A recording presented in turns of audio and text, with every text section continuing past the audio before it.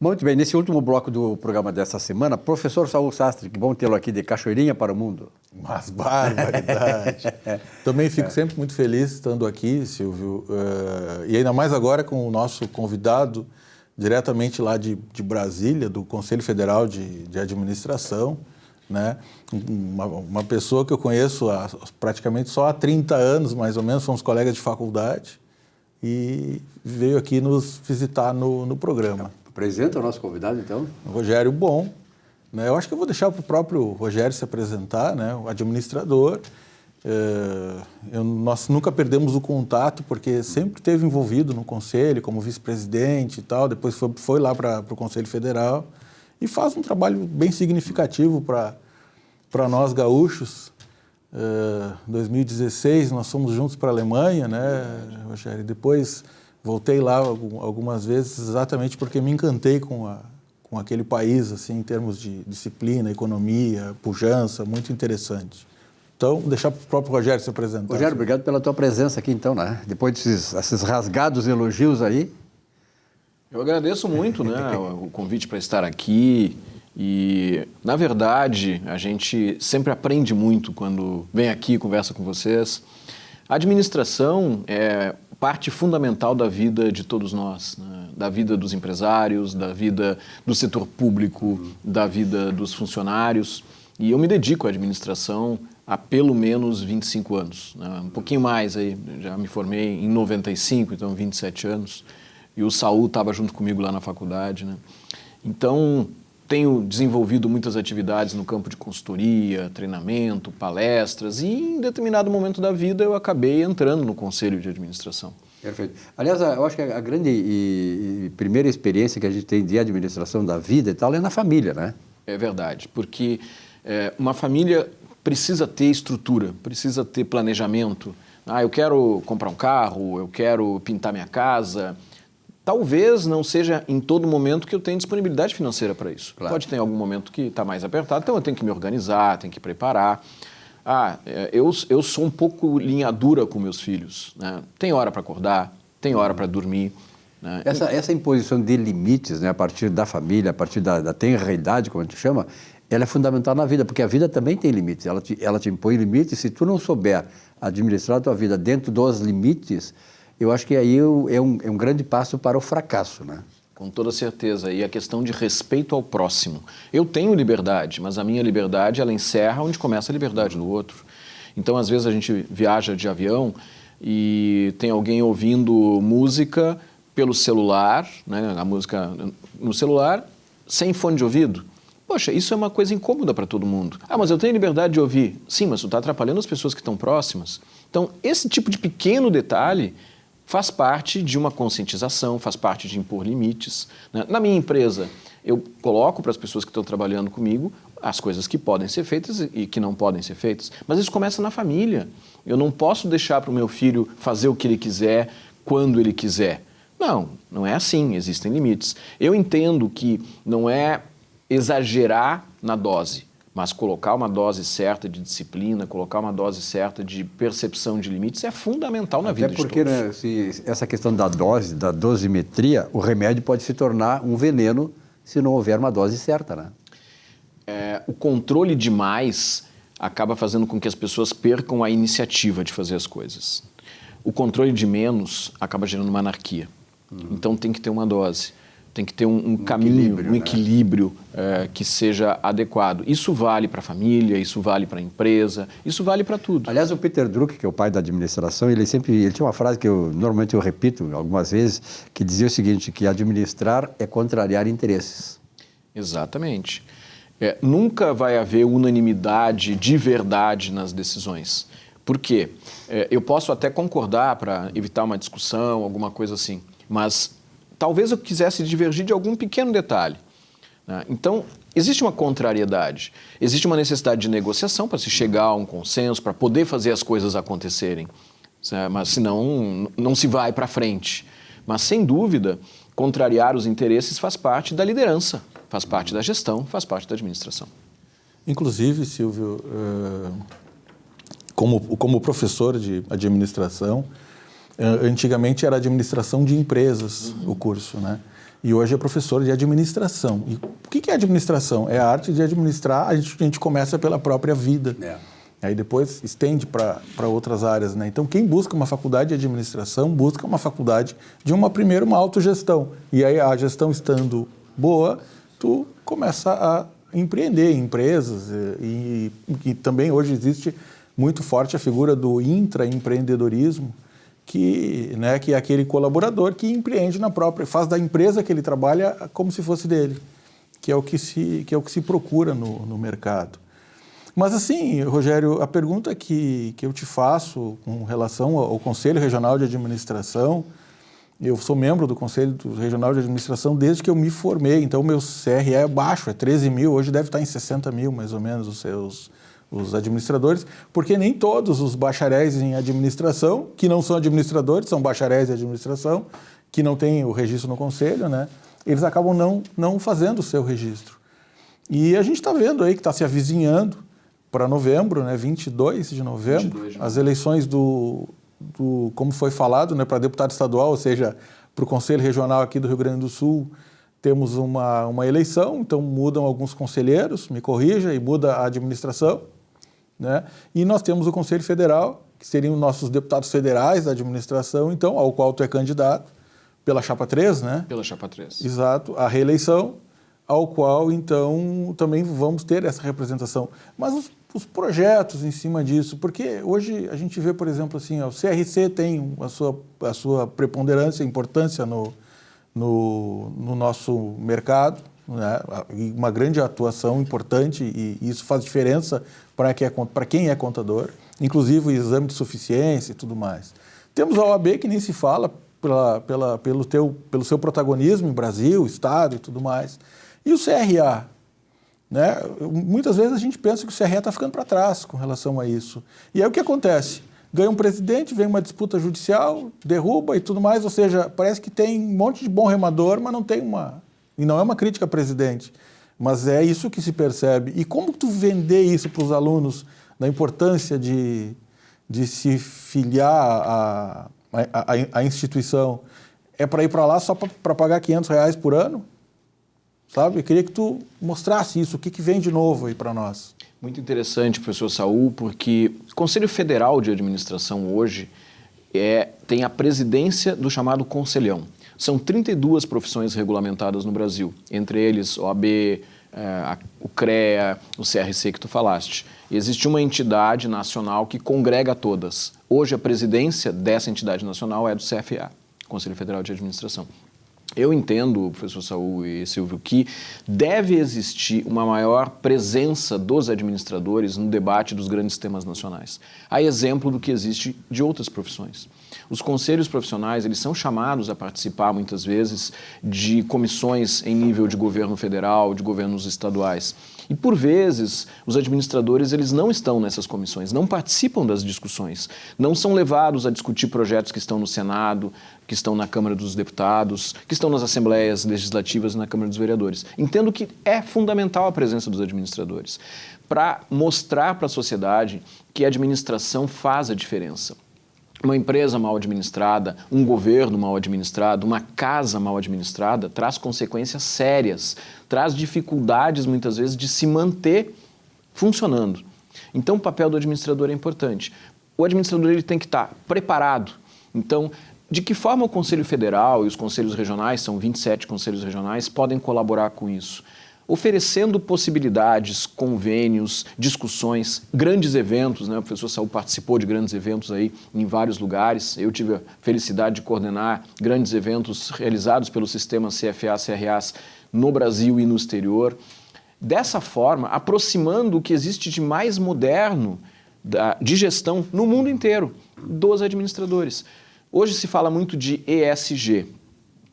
Eu garanto que muitos dos telespectadores ainda não entendem muito bem o que significa isso. Por consequência, grande parte dos colegas administradores ainda não estão apropriados disso, porque é uma discussão relativamente nova.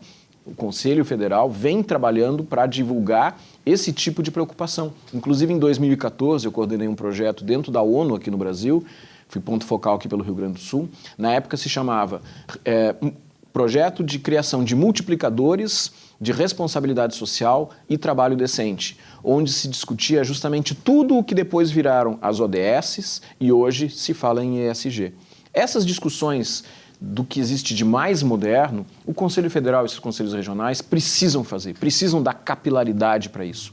Precisa se trazer os conceitos mais modernos, as tecnologias mais modernas de gestão na mão do administrador, que é quem vai estar dentro das empresas, quem vai estar dentro dos governos, para fazer a diferença.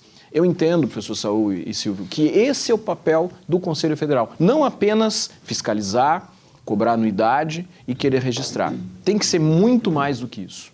Professor, a pandemia nos trouxe uma nova formatação das relações de trabalho, né? A própria questão da administração das empresas. Como é que o senhor está vendo o papel do administrador nessa nova situação que está colocada? Mais do que nunca, o papel do administrador ele é de gerir pessoas. Eu costumo dizer que as empresas elas não existem por si só. Né? Qualquer empresa, pode ser uma empresa totalmente tecnológica. Só tem vida com pessoas. Só tem vida com pessoas. Mesmo um aplicativo, o aplicativo é uma empresa. Um aplicativo de relacionamento, um aplicativo de mobilidade, um streaming, ele existe para quê? Porque alguém, um ser humano, vai existir e vai comprar aquele produto, aquele serviço. Deste modo, eu preciso me preocupar com as pessoas que estão lá dentro e preciso me preocupar com os clientes, que são as pessoas que estão lá fora. Nesse ponto, os administradores têm um papel fundamental, que é gerir todos os recursos. Envolve dinheiro, envolve tempo, envolve projetos e principalmente envolve a gestão de pessoas, naquilo que hoje a gente chama de soft skills. Ou seja, todos nós conhecemos pessoas que são tecnicamente muito boas, mas que na hora do relacionamento não se fecha, dá problema, briga com todo mundo. Esse tipo de situação necessita um gestor de pessoas para colaborar com o desenvolvimento dessa pessoa, indicar caminhos, ser muitas vezes um mentor, ajudar a pessoa a perceber a necessidade de mudança. Então, este é o papel do administrador, basicamente. Tudo o que vem depois, finanças, produção, marketing, tecnologia, existe para atender pessoas. Exatamente. Falar de administração é uma coisa fantástica. A gente começa a trazer outras filosofias, assim, né, Rogério?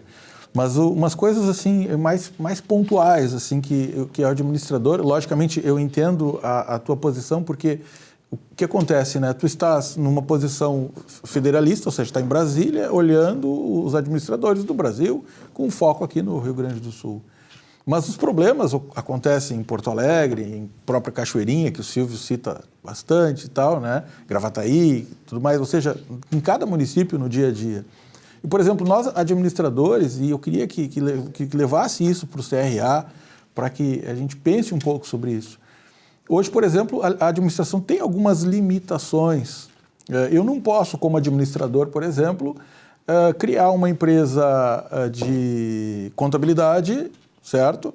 E contratar um profissional de contabilidade para essa empresa. Ou seja, eu não posso ter um escritório contábil. E os contadores vão estar pensando assim, poxa, mas claro, tu não é contador, eu sei, mas eu não estou falando de contabilidade, estou falando de administração. Por que o administrador não pode... Por que o administrador pode ter um hospital com médicos e por que o administrador não pode ter um escritório de advocacia? Certo? E se tu perguntar para o presidente do conselho, possivelmente ele vai dizer, não pode, a gente estudou isso na faculdade. Hoje é gestão. As melhores bancas, os melhores escritórios contábeis são gestados por administradores. Mas eles têm que ser subservientes ao advogado ou ao contador. Por quê? Porque a legislação, que é uma resolução interna de cada conselho, e é permitido fazer isso.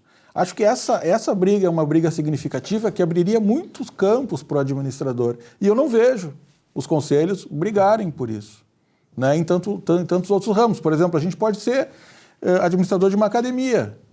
Né? Não necessariamente a gente vai estar dando aula de musculação ou dentro administrador. Exatamente. Estamos falando em gestão, não estamos falando na capacidade técnica operacional de fazer o trabalho.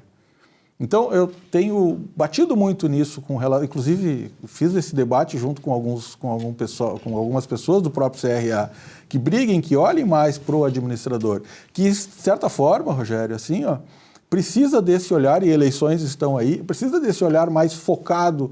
Como que eu posso ajudar, como o conselho pode gerar mais oportunidades para quem é administrador? Isso vai trazer uma diferença muito grande para o negócio. Outra coisa, aí falando também, faculdades de administração, onde o coordenador não é administrador, o coordenador do curso não é administrador, não pode.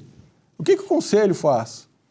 Sabe? Eu estou sendo duro com o CRA, mas são vozes daí de fora que a gente, quando vai falar sobre eleições e tudo mais, os administradores perguntam, que foram nossos alunos, que são nossos colegas de muitos anos.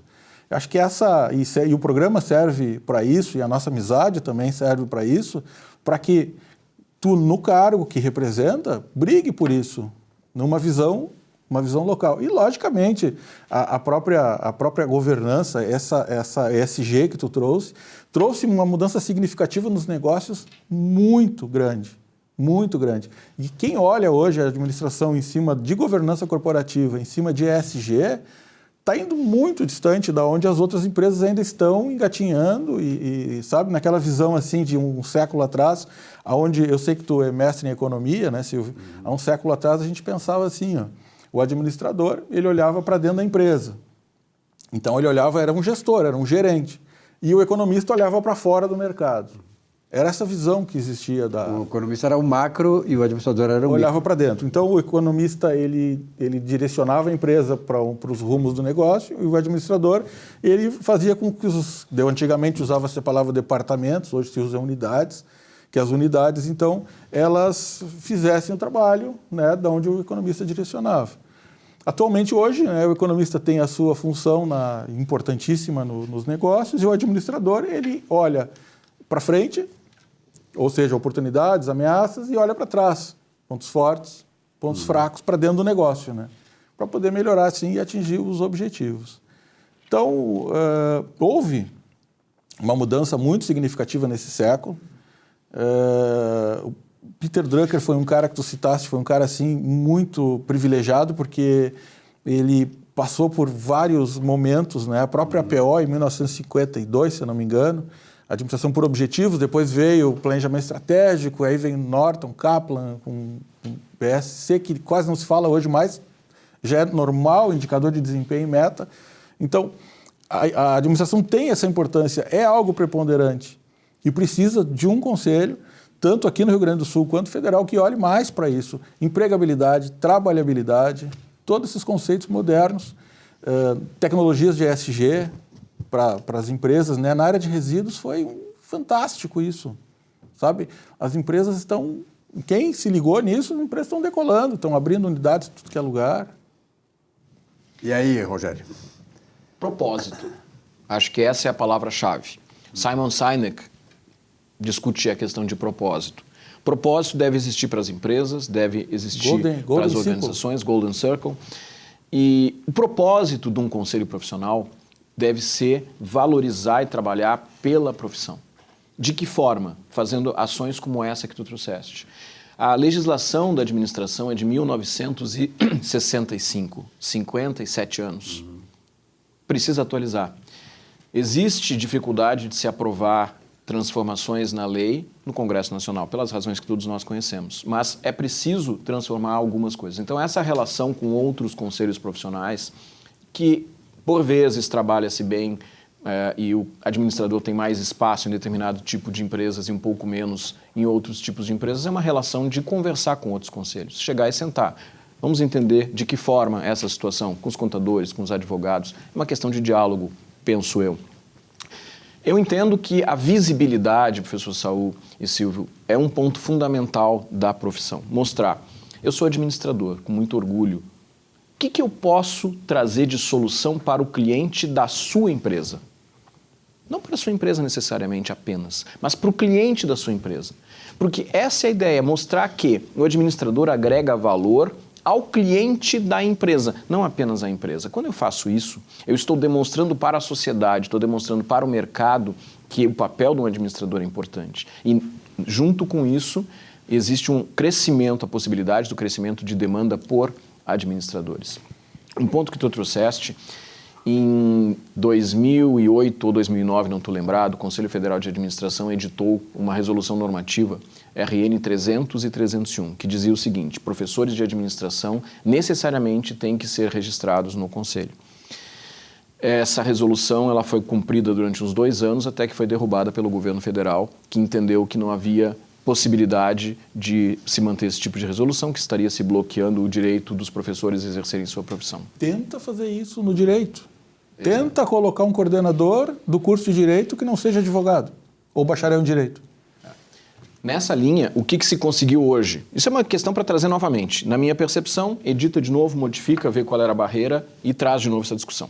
Hoje, na avaliação do MEC, eu sou avaliador do MEC também, na hora que tu vai fazer uma avaliação na instituição, um dos pontos é o papel do coordenador de curso.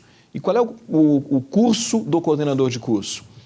Se o coordenador de curso é um biólogo, por exemplo, e ele está coordenando um curso de administração, a nota desse quesito vai ser mais baixo. Perfeito. Então, é o que existe hoje para combater esse tipo de incorreção no processo, que eu entendo. O que eu penso que pode ser feito? Editar novamente uma resolução normativa, ver as razões que foram dadas naquele momento pelo governo federal para derrubar. Não, vamos novamente editar isso, porque eu acho um grande absurdo professores de áreas diretas de administração. Não estou falando que um professor de direito na administração tem que ser administrador, é lógico que não, tem que ser advogado. Professor de contabilidade tem que ser contador, mas professor de marketing, de recursos humanos, de produção de diferentes áreas, é lógico que tem que ser administrador. E o coordenador de curso, sem nenhuma sombra de dúvida, tem que ser administrador. Rogério, como é que está, falaram aí da questão das faculdades, né? Como é que estava o ensino da administração hoje? Porque nós sabemos, né, que tudo se modificou e tal, eu dizia, conversando com pessoas que estão fazendo a economia, são alunos de economia, então até as matérias mudaram, quer dizer, a forma de encarar o mundo todo. Como é que é o processo da administração? Silvio, ano passado e ano retrasado foi feito um grande estudo na administração, onde se modificou as diretrizes curriculares nacionais. Eu participei desse debate junto da Câmara de Desenvolvimento Profissional lá do CFA, teve uma discussão com o MEC e saiu uma nova resolução dizendo o que deve acontecer dentro dos cursos de administração. E uma das coisas é aproximar cada vez mais a universidade das empresas. Então, é fundamental que haja um estágio. Eu não estou falando apenas do estágio da pessoa que muitas vezes vai lá buscar até uma remuneração. Não, é entrar dentro de uma empresa e sentir a realidade de mercado. Porque a gente tem jovens de 17, 18 anos, muitas vezes, 19 anos, e é possível se formar em administração, assim como outras profissões, com 20, 21 anos. O que essa pessoa entende de mercado? Ainda não entende muito. Quando vai entrar dentro de uma empresa e com a supervisão de um professor de administração e vai seguir percebendo o que está acontecendo e trazendo mudanças, isso faz com que a formação dessa pessoa seja muito melhor. As novas diretrizes curriculares estão justamente trazendo essa possibilidade, essa exigência. Os cursos eles têm que estar mais conectados com as novas tecnologias, com as novas ferramentas de gestão e trazendo justamente o mercado e a universidade para o mesmo ambiente. Porque senão o professor Saul já deve ter ouvido muito isso também. Eu também sou professor, fui professor de graduação de administração por muito tempo, hoje sou de pós-graduação. A teoria na prática é outra. Por quê? Porque se discute algumas coisas e se pratica outras. A realidade de mercado muitas vezes é desconectado. A administração hoje é o curso mais procurado ainda é o curso que tem mais estudantes. Então, existe uma possibilidade muito concreta de se transformar o país pela administração. Não é simplesmente fazer as coisas que a gente vê muitas vezes, né, na América Latina acontecendo e é muito ruim. É a falta de planejamento. Não é aquele planejamento fechado, planejamento estratégico de 30 anos, como se fazia antigamente. Não, o mundo é dinâmico, o mundo virou uma grande startup. Mas o mínimo de organização, o mínimo de planejamento, o mínimo de estruturação tem que ser feito. Não importa se é uma empresa de 2 pessoas ou se é uma empresa de 2 milhões de funcionários. Não importa se é um mercado do meu bairro ou se é internacional. Tem que ter um conjunto de estruturações, regras, para poder fazer a coisa funcionar. E nesse ponto, Silvio e professor Saul, a administração está se transformando para que a capacitação trazida pelas universidades seja mais coerente com o atual momento. Professor Rogério, muito obrigado pela sua presença aqui. Nós estamos chegando ao final do nosso programa desta semana. Saul, vamos trazê-lo mais vezes, né? Porque eu acho importante, né, passar essa mensagem sobretudo nós que somos aqui administrador, economista e tal, a gente sempre quer fazer com que a sociedade seja bem administrada, seja eficiente e dê resultados, que é o mais importante. Vamos trazê-lo, né? Sabe, Silvio, eu vou confessar aqui também para os telespectadores, nem precisava dizer, né?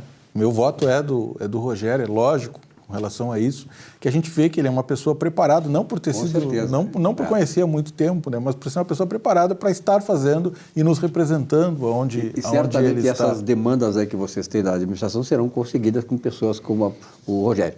Rogério, obrigado pela tua presença, então até uma próxima oportunidade, que seja breve, né? Muito obrigado, fico à disposição. E dia 22/11, lembrem, chapa 3 para o Conselho Federal. Muito bem. Saulo, obrigado pela tua presença aqui também. Muito obrigado. A você, telespectador, muito obrigado pela audiência, uma boa semana de trabalho. Voltamos na semana que vem. Até lá.